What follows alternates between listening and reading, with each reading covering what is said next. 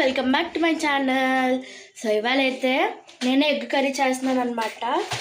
So first అయితే కొంచెం oil వేసేసుకుంటున్నాను. వేసుకున్నాక కొంచెం జీలకర్ర, ఆనియన్స్, పెద్ద సైజ్ ఆనియన్స్ అండ్ ఒక పచ్చిమిరపకాయ సగానికి కట్ చేసి వేసుకున్నాను అనమాట.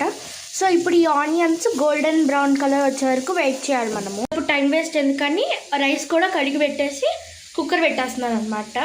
సో ఇప్పుడైతే కుక్కర్ ఆన్ చేసేసాను. మీరైతే అనుకోవచ్చు మధ్యలో ఎందుకు వచ్చానని. మీకు ఒక జంబో అని చూపించాలి. ఇప్పుడు చూపిస్తాను అండి. సరే, నా స్వెటర్ వేసుకుని తిరుగుతుంది సాయంత్రం నుంచి. ఏమన్నట్టు చలేస్తుంది అక్క అని వెళ్ళిపోతుంది. చూసారా దొంగ.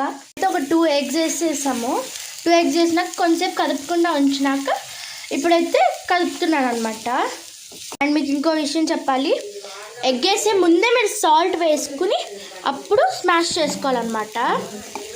యాక్చువల్గా మీకు చూపిద్దామని ఎగ్ స్మాష్ చేయకముందు ఉంచాను, కానీ మా మమ్మీ మాడిపోద్ది కలపండి అంటే కలపను అనమాట. సో ఇప్పుడు ఇలా కలుపుకుంటూ ఉండాలి మనము. రైస్ విషయానికి వస్తే రైస్ ఆల్రెడీ అయిపోయింది, కట్టడం కూడా అయిపోయింది అనమాట. 3 whistles అయినాక సాల్ట్తో పాటు కారం కూడా యాడ్ చేసేసుకోండి. ఇయరింగ్స్ ఎలా ఉన్నాయో కూడా చెప్పండి. ఎగ్ వేసుకున్నాక కొంచెం ఇలా తిప్పుకుంటూ ఉండాలన్నమాట. తిప్పుకున్నప్పుడు కొంచెం బాగినాక ఎగ్ ఫ్రై అయిపోయినాక మీరు స్టవ్ కట్టేసుకోవచ్చు. And that's it for today. Bye. ఇలాంటి ఇంకా రెసిపీస్ కావాలంటే please comment in the below.